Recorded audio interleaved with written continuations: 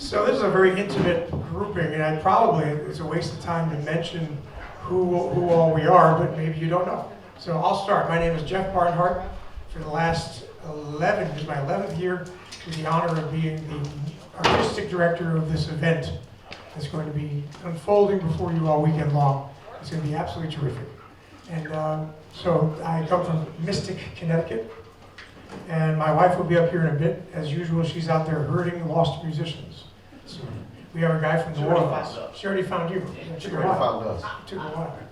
But that's who I am. And so if anything's going right, let everybody, all the staff, there's such a great group of people who make this happen.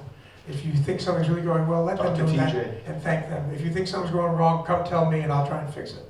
That's all that happens. And now, the man with an even better shirt than I have. I'm so impressed about this. I thought I was going to stand out. What are your socks? Oh, your socks are pretty good though. Yeah, see? Oh. Yours really match. Well, I did it on purpose. Yeah, those are nice. If you cross your eyes, you can see a picture of Scott Joplin. Yeah. It's like, remember those puzzles that you have to one your eyes and things would show I up? was seeing a tiger on that side. You're right, Scott Don't Joplin. talk about Mississippi State. We can't talk about the Tigers down here. Ooh. So introduce yourself and tell them why you're here. I'm not Jeff Barnhart, and I'm not festival director of this festival. My name's Dave Mazak. I'm from St. Louis, born and raised there. Have been festival director of the Scott Joplin Festival in Sedalia, festival director of the Eau Claire Ragtime Festival in Eau Claire, Wisconsin. I'm a veterinarian by profession. This is not my trade. You might notice that when I play, but keep it to yourself. I was here, 15 years? No. 10? No. When were you festival director? No. 2014. Then it had to be one of my first years here. Yeah, because I mentioned to him, one of my goals when I started all this was I wanted to be a featured performer and my name on the billboard, if you will, at all the major ragtime festivals in the country. And this was the last one. Jeff fulfilled my dream, so I have nothing to live for now. So I think that's it. You're pretty high. Yeah, well, you got to set your goals low so they're achievable. But I thought you retired. no, not yet. I only work 20 hours a week now. We're trying to sell the practice, so if anybody wants to buy a veterinary practice in St. Louis, come talk to me. I'll be happy. It has to be divisible by 3 because I have 2 other partners. But other than that, all right, we're going to go to the next one. Well, we'll go to the one guy we know who lives in St. Louis who does not want to buy a veterinary practice. That's the other day, Dave was playing at one of our monthly events, and he played a piece, Solace, that beautiful Scott Joplin piece. And he said, as he was introducing the piece, that after a bad day at work, he likes to sit down at the piano and play this calming piece. And I leant over to the musician next to me and said, "So if they've got dead hamsters when he's playing." Nice. Yeah, I'm going to hear Solace without thinking of time. Mr. Ford. You broke the code, so to speak. Well, I broke the code. No, you broke the machine. Thank God for the FedEx man. You know what? You sit in the middle. You sit in the middle. They see me every year. This is your first time. You're debuting, so you get in the middle. Turn my phone on. I can turn mine off now. Oh yeah, well, that's a good idea. Either please put it on vibrate, or turn it off completely, or if you insist on having it ring, make sure it's ringing in the same key we're playing it. That way everything will be fine. Well, finish, TJ. You were good to start. Oh yes, yeah. I think I've met many of you before. My name's TJ Muller. I'm also from St. Louis, and I'm here as part of the Sweden Hot Quartet. We met at the breakfast, and I had no idea that you were Mrs. Oh, sorry, TJ's talking. All right, never interrupt an English banjo player. Go ahead. And I believe I'm part of the Sweden Hot Quartet because the original iteration has an English banjo player, and I think I was the nearest English banjo player to start with. You are my love, the only English banjo player. Yeah. Anywhere between here and Starbucks. Yeah. But I'm very, very glad to be here and very excited to be performing this weekend. But those of you who I haven't met, I look forward to meeting. But honestly, the quartet did originate in the UK, and the banjo guitar player is called Tom Spatz-Langham, and he is a phenomenal practitioner. And TJ is, if you can't have Tom, you know, TJ, there's no topping TJ. He's absolutely marvelous. And sometimes I close my eyes, and it might as well be Tom. That's right. And that's the highest compliment anybody can give you, for sure. It's also why I called up TSA to make sure they don't allow him in the country. Made up all sorts of lies about him on the internet. I have a growing list of piano players like that. I said, no, don't let that guy in. Yeah. But TJ, Ann and I first met you when you were 11? 11, just over 4 years ago, yeah. Yeah, when I was about 11 years old, living near Keswick. That's right. And in fact, so yeah, I'm English, and Anne and Jeff visit the UK regularly. And just today, the first thing that Anne did when she arrived, they were just in the UK, she gave me 2 packets of McVitie's chocolate biscuits, which you can't get over here, which are absolutely fantastic. And I will not be sharing them with anyone. All right, now enough of this gay badinage. We must prioritize the gentleman sitting in the middle, because he has to leave in 6 minutes to go to another engagement. I'm glad you could show up. And this gentleman, Ann and I first met years ago in Idaho at the Sun Valley Jazz Festival. And I was knocked out, not just by his band, but the really talented musicians. But in front was this amazing band leader, entertainer, singer, player, historian. He's a real statesman of jazz, right from where it all happened, New Orleans, Louisiana. So we're going to shut up for 5 minutes, let you hold forth until they come drag you away.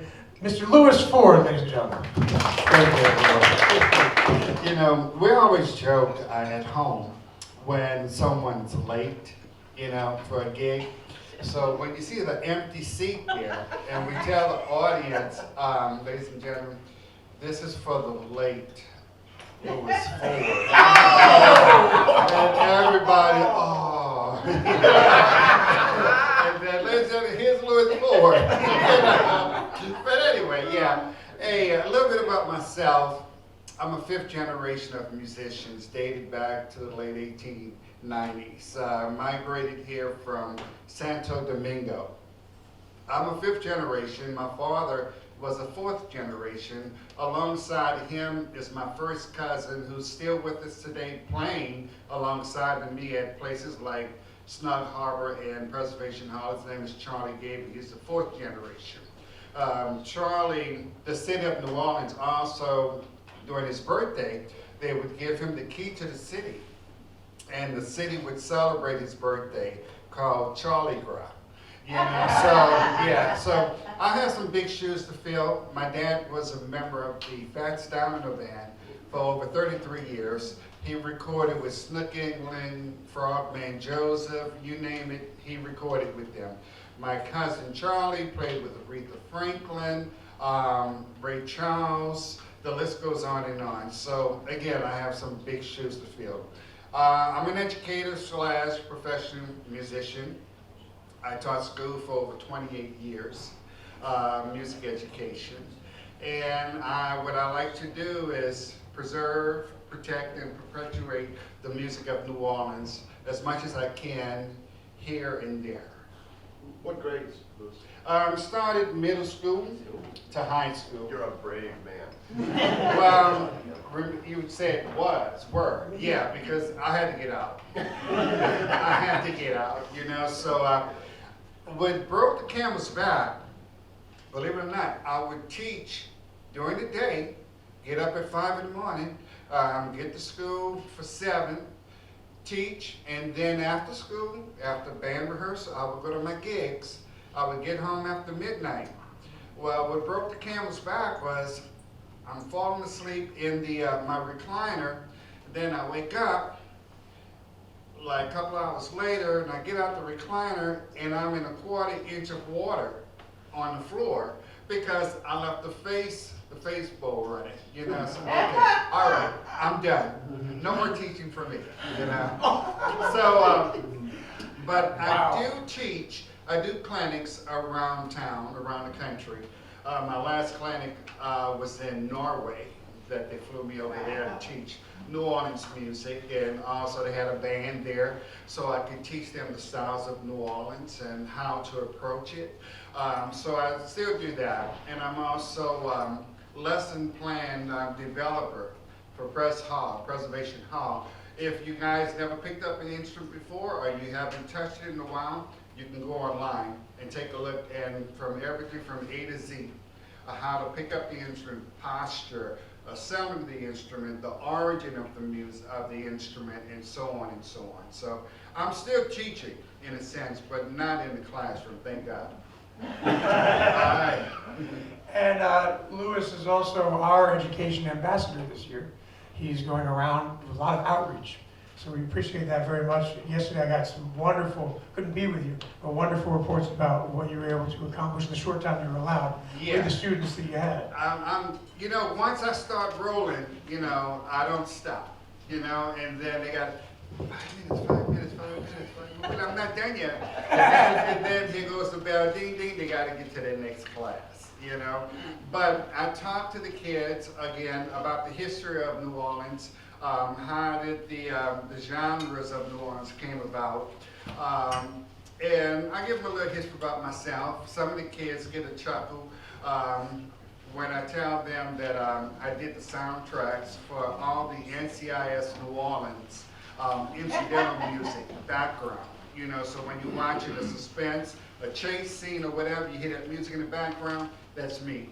I did the most recent Jungle Book, did the soundtrack for that. What else did I do? Huh? So many. You want to come up, Miss Ford? Frog and what's that? Princess and the Frog? Princess and the Frog. Yeah, I did that one too, and there was something else. There's a couple of them. I just don't keep track. Yeah. I have a 30-second, well, a quick question, 30-second answer, and then I think Mr. Canetto is waiting for you to go do it again. So sorry about that.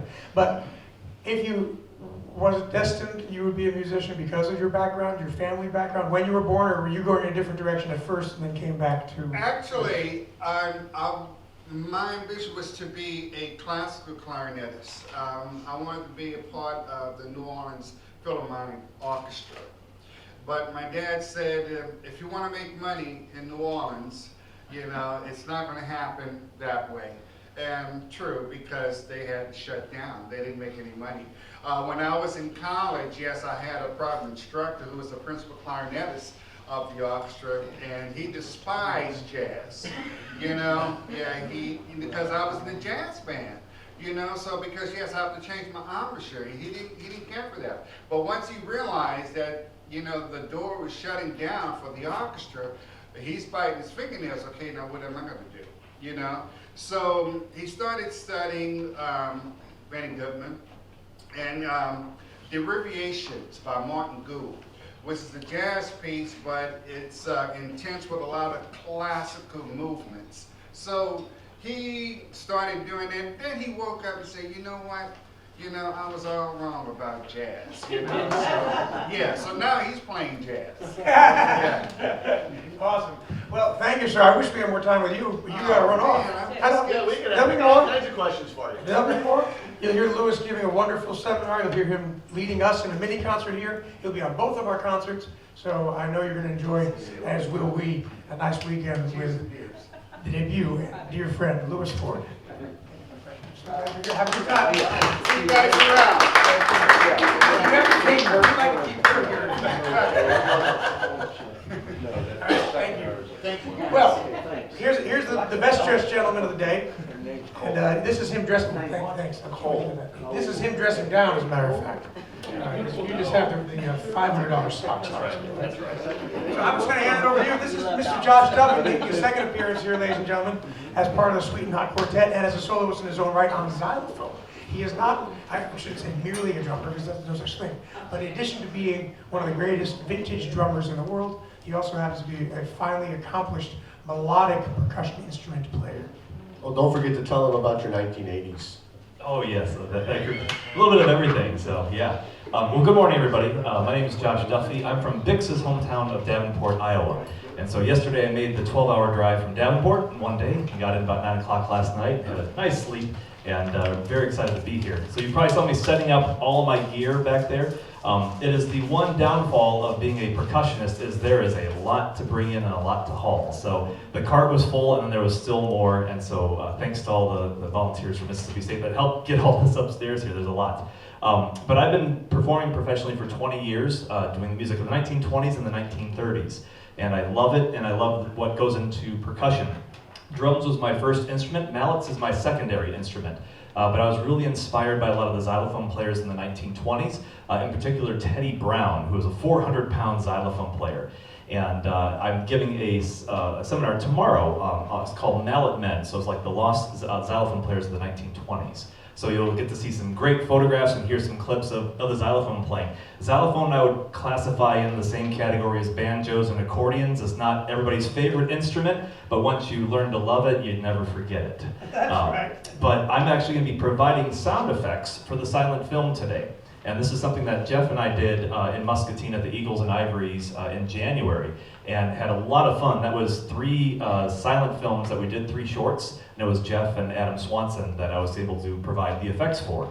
So the one that we're doing today, we'll save it unless you've already said what it was. Might have, but we'll talk about it when we get to it. Great. So it's a feature-length film, so it's about 45 minutes, and I've got everything from car horns to chimes to all the effects that can accompany the silent film. And I absolutely love doing that. And if I were to give up everything music-wise, the only thing I'd keep would be providing sound effects for silent films. It's so much fun getting to do it. And I'm a big fan of Buster Keaton. That's why I'm wearing my Damfino pin right now, so my vintage one. And we're actually going to be doing Buster Keaton, but we won't tell you which one. So that way it kind of gives you a little hint as to. But again, it's a pleasure being back here. You'll get to hear me on xylophone and with the Sweet Hot Quartet, which is always fun with Jeff and Ann and TJ. And so really looking forward to a fun weekend here. And we're all part of a club, too. That's right. That's an inside Buster Keaton joke, because the very first film he ever filmed as his own, under his own leadership, was one that was called The High Sign. And that is the high sign. Because a bunch of crooks. And then he, right after the blinking buzzers, thank you. And the second film he filmed was called 1 Week. He did them right one after the other. So he ended up releasing the second film first because he thought it was a superior film. Which, I mean, by all accounts it is, because it's probably one of the best two-reeler comedies ever made, you know. So, but that's why. So now you're in the inside Buster Keaton. Let's all practice this. All right? Take your thumbs, put them underneath your nose. Now you are members of the Blinking Buzzards. An ever-growing. Learn Hardy are the ones who have plug. Way too much time, Jeff. I know. Or way too little as well. Now, are you all set up? Can you join us, or you have more to do? No, I'm just standing because I'm sweating from head to toe. All right. Which is not like, if he'd worn his trunks, he would have been. Yeah, I very rarely wear shorts, so. But I like to wear this because I learned growing up back home that when you look good and you sound good, people take you seriously. So I always wear a coat and tie whenever I play. Even when it's 90-some degrees back in Davenport and 90% humidity, I'm always in a coat and tie. How many suits do you own? Probably about 10. But my dry cleaner knows me very well. Awesome. So, you know, the whole thing about this as well is this is one of those times when you have us at your disposal too. If anybody has any questions for any of us, now's a great time to share them. And if not, we can continue the discussion and see what paths it takes. The informality is what makes this special. Now, you keep thinking about it, and I do have a question for TJ. So, as I asked Lewis, you know, when you were a kid, you were already into the music. We met you at 11, so you were there checking it out. Was there some other way your life might have taken had the music bug not bitten you? Was there some other interest that then lost to music? Yeah, there was. I've always been fascinated by history in general, and growing up in the UK, there's no shortage of incredible history to fall in love with. And as a teenager, I got really interested in medieval history first of all. I think what started my bug for medieval history is, aside from just growing up and visiting places like Sherwood Forest and always wonderful, and visiting castles as a kid, I actually read this. I was talking to you about this. This book by Michael Crichton called Timeline, and I think I read it when I was about 11 or so, and it got so into the details of the era, not only describing medieval France, but the different languages they spoke, like Occitan. And in the book, there's a character who's an archaeologist who's a reenactor. And so I thought, well, this sounds fun. So I found a local reenactment society. And I was 11, and I learned how to make historic clothing. So I started a little side business with a grant from my school, making historic Roman sandals. That's the first thing I learned to make. And I had a business making all this old stuff. And when I first went to university, I say that because I went twice and dropped out both times to join Dixieland bands. I first went as an ancient history and Latin student. I literally attended one Latin lecture. So student is a stretch. But yeah, so I very nearly pursued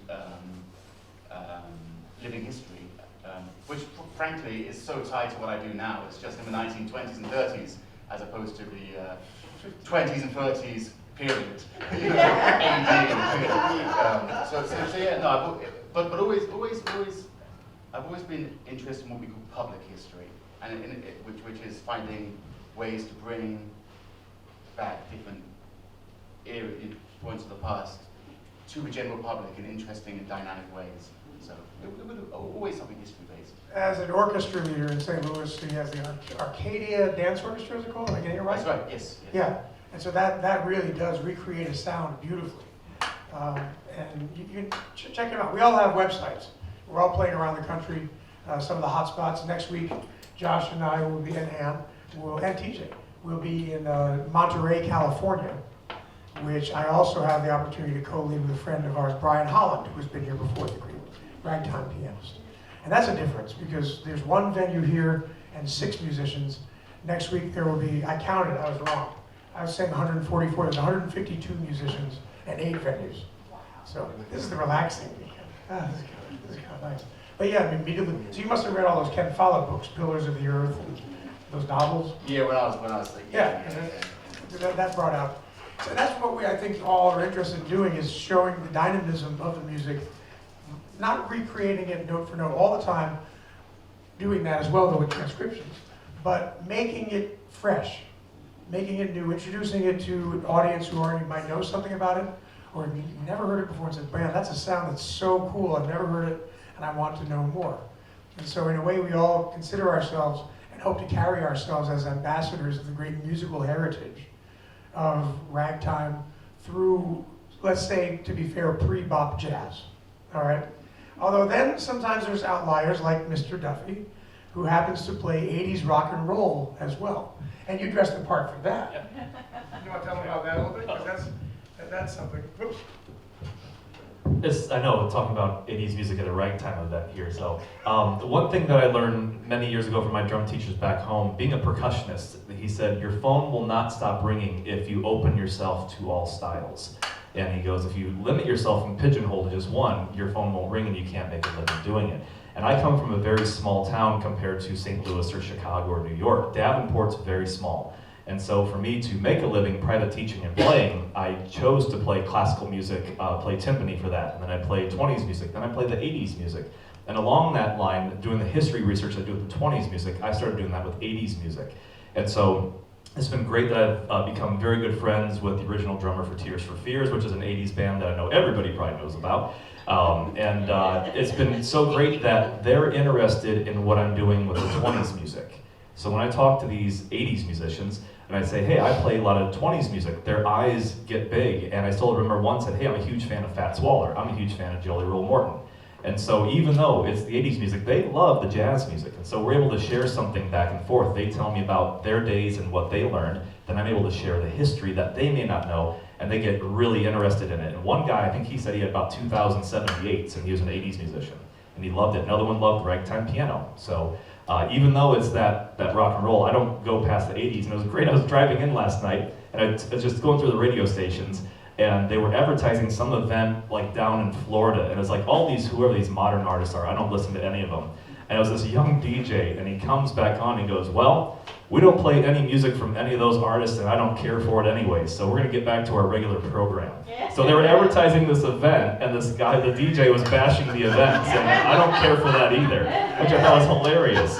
So I actually called up the DJ and said, hey, good for you. So we started talking at that point. Thanks, it's my last day. That's right. I was like, well, that may have been his last day. But it's fun because it keeps everything fresh and it's a good variety. And so my family, who had been here, they love the music as well. And so my son I'll catch him listening to Big Spiderbeck and then Fletcher Henderson. Then all of a sudden I hear Tears for Fears, and he has this like mix on his iPod. It's pretty cool hearing that. So out of a 17-year-old. How many students do you have on average? I have about 23 students right now. And so. stylistically, are you teaching them all sorts as you have learned? So whatever styles? Yeah, they find them gravitating towards different things? Yeah, and I let them choose where they go music-wise. I don't pick that for them. I said, I chose 20, said, where do you want to go? And so I have a student playing a solo this weekend that they're doing a George Hamilton Green solo for their solo contest. Then I have another one who's playing some hard rock music with his band for a small gig at a coffee shop. So I was able to prepare them all for that. I said, I want you to find your path for music, because that's what makes it great. So we all go down the same path that way. That's awesome. And so I'll come over to you, young lady, if you can grab one of those things. Because Anne started in classical music and was actually teaching, scores of students a week. I think it reached something like 50 students a week. And it was primarily classical flute technique and tone. And then I came along and destroyed your life. So. Ragtime has a way of doing It does. So you want to comment on your background? Sure. Well, I already know, but they don't know all of it. Well, so Jeff is right, I was classically trained as a flautist. People always ask me, is it flautist, flutist, or, flautist, or whatever. I said, well, or flute player. There's flute player, there's flutist, and there's flautist. As you go up the tier, it's how much you're getting paid. So if it's not a really good gig, you're just the flute player. But if you're making a bunch of money, you're the flautist. And as soon as she got into ragtime, she became a flute player, and that's it. That's what she was. But I had a lot more gigs, so. I was classically trained. I studied all the classics and got my bachelor and master's degree, and then studied advanced lessons with John Wyan in the New York Ballet. He was principal chair. And then Ransom Wilson, who I studied with privately, not through a school, and he was Jean-Pierre Rampal's last great American student. And I was already had my master's degree when I started studying with him. And at my first lesson, he said to me, well, you play great, and I'll see you in a month, and I'd like you to play F sharp. One note. And I looked at him and I said, pardon? He said, that's right, F sharp, and just not all of them. You can't go up the octaves or anything like that, just the one that sits on top of the clef, 3 hours a day, F sharp, I'll see you next month. And I thought, I paid you $150 for that? But he was right. What he wanted me to do was to go home and find what he called the sweet spot, so that you could pick up your horn and without even thinking about it, without having warmed up, without having anything, be able to capture that place on your instrument that had the shimmer going. And he picked F sharp because it's one of the least stable notes on the instrument. And so I did it for 3 hours a day for an entire month. And I put myself in a lot of dark places, like I'd practice in a closet, because even now, as I'm talking, if you close your eyes for a second, all of a sudden you're going to hear my voice in a different way. And so I practiced for hours with my eyes closed, because it brought the sound more into my ears, because my eyes weren't distracting me. If I'm talking to you here and I'm looking out and I see somebody walk by, so my brain automatically goes, oh, somebody walked by. But if my eyes are closed, I don't know that. And so that's how I ended up. And then I was teaching 45 students a week, and I ran into him, and then, oh my God, that was the end of that. That was it. And we still both love teaching, but unfortunately, because we're on the road so much, you can't really do that to a young student. You have to be consistent. You know, I mean, and that's, if you ended up doing even more traveling than you are now, Right. it'd be very difficult to give them the quality of education they deserve, and that Right. you can give them. So that's why it's on hold for now. But it's always something you can return to. Once the travel slows down, you can get back to another passion, which of course is teaching. I just have one question for you I've never asked you before. When you went back, did he give you a second note? Which one did he give you? Well, when I went back, he made me start on the F sharp, and then I went chromatically down everything, but I had to go back to F sharp, and it was always a slur. And then, you know, or however, all the way down chromatically, and then from F sharp back all the way up. And whenever she's warming up, I hear that Yeah. whole routine is Yeah. still there.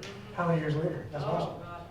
Now, Dave, because you do this quote unquote part-time, in other words, you were smart and found a job you could do very comfortable in and play as you felt like it. Yeah, I have 15,000 patients, unlike I had 45, I have 15,000.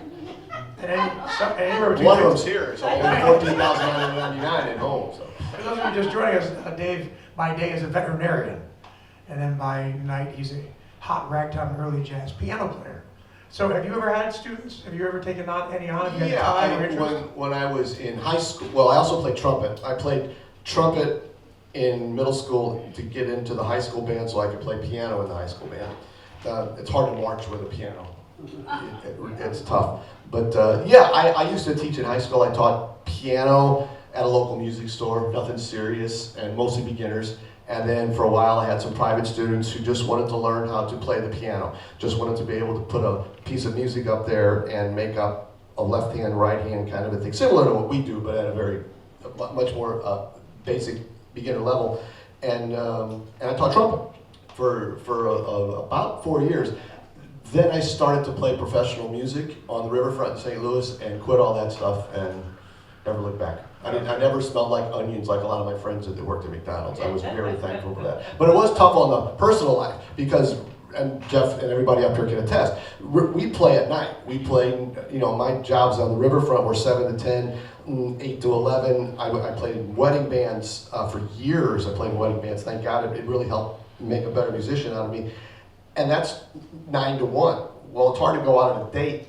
And, you know, thank God, I don't even know how my wife put up with it. But, you know, I would go over to her house after supper and leave at 7 to go play at 8, you know, kind of a thing. So, but yeah, no, that's what I did. Yeah, I didn't teach like you guys taught. I was not serious, and I'm not classically trained. I paid the price for that, by the way.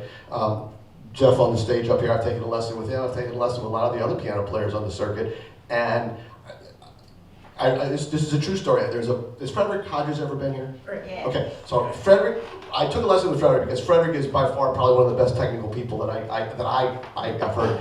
And he gave me this lesson, this little thing to do, similar to Ann's F sharp thing for 3 hours a day. He said, I don't want you to do anything else. I don't want you to play any rags. I don't want you to do anything. I want you to do this exercise, and he showed me how to do it. And he says, you don't need a metronome, just do it very slow. He says, and I promise you, in 1 week, you'll be playing better. And I'm thinking, your eyes are so, you're full of them, your eyes are brown. It's not going to matter. So he said, just do it 1 time a day. I said, I'm going to do it 2 times a day just to prove you wrong. Well, he was right. And yeah, do your scales, do your technique. Everything that all these people did early in their life, I had to do when I was 50. And it's paying off. I'm playing better.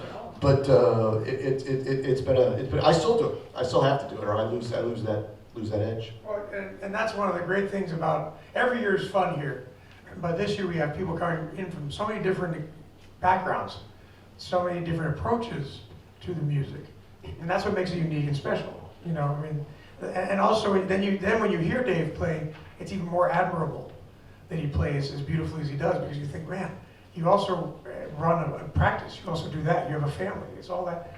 The veterinarian, how old were you when you decided it wasn't going to be full-time music, there had to be something else? You know, Jeff, full-time music never entered. Never entered your head? Never, and I'll tell you why. When one of my first ragtime piano teachers in St. Louis left to play with the Dukes of Dixieland in New Orleans, and the last thing he told me was, don't be a musician, it's a bum's life. I swear, quote unquote. And that was when I was 13. And then by 10th grade, you could ask any of my friends in high school, they was going to be a veterinarian. So yeah, music never entered. It's a big part of my life, Always has been and always will be. Sure. But yeah, that was my job. That's how I played. I made a lot more money playing piano than I ever would have worked at McDonald's and worked a lot less hours. So Well, sure. I mean, I think most of us have never had to say, "Do you want fries with that?" Which is amazing. yeah, which is Latin. And that just if Lewis was here, I'm sure he would agree. Just as in any town, especially you go back to New Orleans, these people who had day jobs, but they had a talent, they had a skill, they had a passion, and it turned into creating a sound which we still learn from and enjoy performing today. It was only because that spark was there, you know.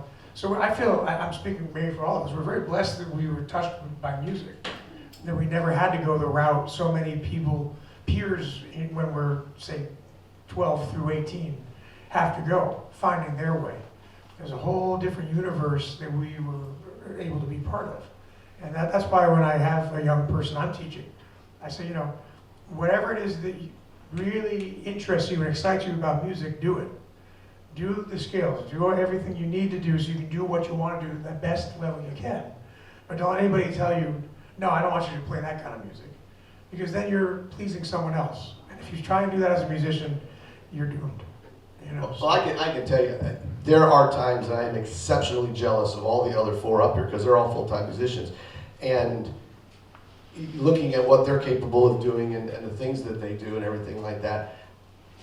But then I think, where would I be if there are those decisions, as they say, that the paths we make.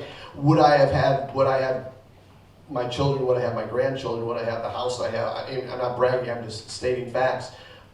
I don't know. I often wonder that. Where would I be if I decided to be a musician? Just to be, and I'm not downplaying that because I am in awe of all you guys up here, believe me. But it's the paths we take, and it's always interesting when I come on these things. Like the first 4 things you heard was all about why all these people are musicians. I wanted to be a veterinarian. That's what I wanted to be. That's what I am. But I love music so much, and I'm so thankful for friends like all these people up here because believe me, they help. Unbelievable. No matter how good you are, you can still learn. No matter how old you are, you can still learn. as long as you want to. As long as you want to That's the learn. thing that keeps You you got young. it. And if you think about Ragtime, there are 2 people who were peers, who we just lost one very recently, Max Morath. All right, now if that's not a name you're familiar with, just Google it sometime. He was an amazing musician, and he chose, just music and just a style of music, but it was his presentation that brought him to the top. Whereas there was another fellow who was sort of doing the dives, and he was doing just ragtime too. His name was Bob Darch. And Bob Darch never got to play those amazing venues Max Morath was playing, but he was doing his own type of thing. And talk about never having a house. He had the family house, which he was never in because he was traveling around performing so much, in dives, in saloons. So there's a whole panoply of differences within the music itself. Just taking those 2 individuals who would both have been still performing, let's say, as late as the 1980s. And in Max's case, 10 years after that as well. Well, I know Jeff and Ann travel a lot, and I kid all the time. They have to GPS to get from the airport to their house because they're out so much. You know, I don't know how they do it, but it's amazing. It's hard, very hard. So TJ, with your band, because it's how many pieces? It's a big band. It's a big group. the orchestra. 11 when I can afford the violinist. So the violin is the first thing to go. Yes. You're shaking your head because you know. Because Josh also runs large jazz groups, a 10-piece 20s and 30s band playing 20s and 30s material called the Greystone Monarchs, and then the broadcasters is the second word, Black Hawk. Black Hawk broadcasters with 14 pieces. Yes. So that's a lot of mouths to feed and a lot of musicians to keep in work whenever you get the opportunity to. And is there some good opportunity for your full band to be doing playing in St. Louis? You know, we just performed last Sunday? Yeah. It was last Sunday, and I was setting up at the venue that we play at, and I was sort of thinking to myself about that show. And it's a show we do once a month, and we have a little concert hall that we play at, and we rent it for $50. It's a small miracle that we can get it for that price. And I get to keep all of the equipment for the orchestra in the basement, It takes me about an hour and a half to set up. I by myself, up and down the stairs, music stand up the music stand, you know. But so I slowly set up. I set up the lights. I bring all the fake trees upstairs. You know, Josh knows exactly what I'm talking about. It's a schlep. It's a schlep. But I was thinking, it's a small miracle that I get to do this 10, 11-piece band every single month, and we always, you know, we always get a really healthy audience, and we get a bunch of young dancers showing up, and in this day and age, to be able to do a 10-piece jazz band on a regular, reoccurring monthly gig, and it's a small miracle. I was thinking how lucky I am to be able to do that, and it's been through hard work to get to that point. But essentially, what we did, Jeff, is that when we started, we would meet once a month at a rehearsal space, and I knew that we had to play once a month if we wanted to have the charts anywhere near tight enough to when good concerts came along. And then I realized, well, why are we meeting once a month for free when we could just open the doors and make people pay? and so now we've got to a point where it's not big money, but I guarantee everybody in the band $50 to show up, do a half-hour rehearsal and a 2-hour concert. And sometimes we make a lot more money and that goes in the bank, and sometimes we make less, and then I use the reserve money to pay everyone. But no, and that's how we do it. So we always play once a month, and we always provide that St. Louis jazz for St. Louis audiences. And then because we're playing regularly, other gigs appear. Sure. People say, you know, come play at this museum, come play. Whoever's crazy enough to hire us. Well, and speaking of hiring, you invited Josh recently to come do a recording with the band. Yeah. We had an amazing time doing that. This last January, and in fact, I need to talk to you about next January on the strip. See networking happening in the city. Yeah, so it was something I'd wanted to record the 11-piece band for a while, and we've been playing now for 5 years, and I really wanted to do this record, and I've made so many great friends in the music world now. I wanted to bring a bunch of my friends from around the country to come and be special guests on the record. So we brought in Josh from Davenport, and he came and he played xylophone on the record, and he plays the suitcase drum kit, which in my lecture I'm actually going to show them some of the stuff that we did. And then Andy Shum came down from Chicago, Mike Davis from New York, Colin Hancock came in from Austin, and brought his original 1920 78 recording lathe, and we created some 78s in the original acoustic style. I'll cover this in the lecture when we talk about it.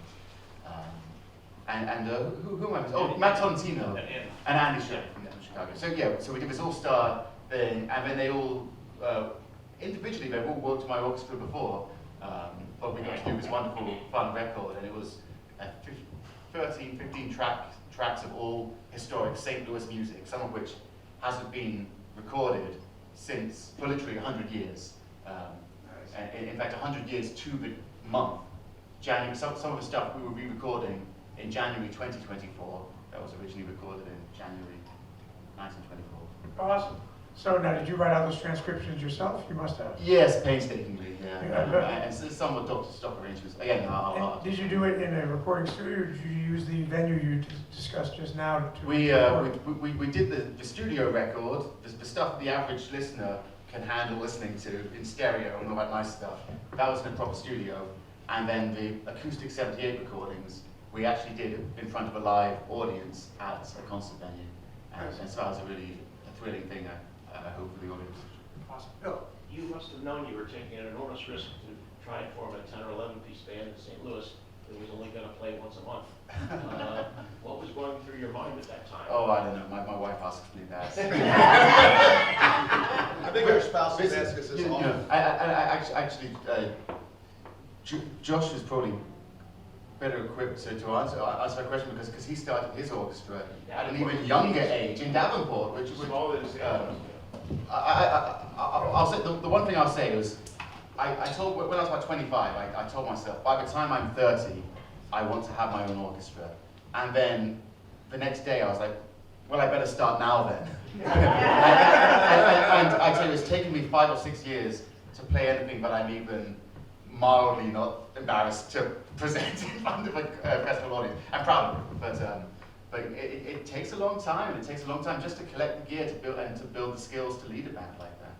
But you started at 21 or something. Yeah, I was 21 when I started, and that was in 2002, I want to say, 2001, 2002. And it was at a time when I was kind of on my own because there weren't guys like TJ and Andy that are, they have their great groups that are doing things. I was kind of on my own, and I kept being told by people, you can't do this, you can't do that. And so my first big band was the music of Gene Krupa and his orchestra, because I loved Krupa's drumming. And then from there, I got into all the early 20s, so I started transcribing. And the one guy that helped me the most was Vince Giordano from New York. So I called him and said, hey, I need some help with charts. He goes, what do you need? And he sent me 10 charts, and then a gentleman from Holland transcribed the first batch of the Gene Goldkett arrangements. And so, so I've been doing this now for over 20 years of having the band, but it's kind of morphed as well. As we had a once a month as well. But then some of my musicians had passed away, or some of them had moved away, so things had changed at that time. So then I had to adapt, and so then that's why I had more of the 30s, 40s band doing that music, but still do the 20s back home as well, because that's Bix's music, so I can keep his legacy alive in his hometown. But this year as well is the centennial birthday of Louis Bellson. And I took lessons with Louis, and so we're doing music based on Louis Bellson as well, which is more modern music. And so it's going to be really neat keeping those legacies going. But yeah, it's a hard labor, hard work, and understanding wives when you're doing a lot of this work, because you dedicate yourself to the music there. I will say, Josh, if you ever want to do a monthly gig again with the Greystone Mornings, you know Andy and I will be driving. That'd be great. Oh my gosh, I got plenty of music. And that's part of what Josh just said, as a young man, Vince Giordano, who's a very famous band leader. If you don't know him, look him up, from Manhattan. He runs Vince Giordano and his Nighthawks. And he helped you out, and no doubt, if you haven't already, you will at some point be helping out young people with the exact same dream you have. Yeah. And that's it. Yep. And so you continue to pay it down. And Vince plays every Monday and Tuesday at Birdland. Right. So That's that's right. right. Yeah. So we could keep this going all day. We're going to have a mini concert in about 8 minutes. So we want to let you have stand up and do a little stretching. And then after that concert, after another short break, it's the sound fill time. So lots of great stuff coming up. Thank you for being here and joining us. See you in about 8 for a little get together with Ann and Dave and me. And while you're having a break, we'll figure out what we're doing.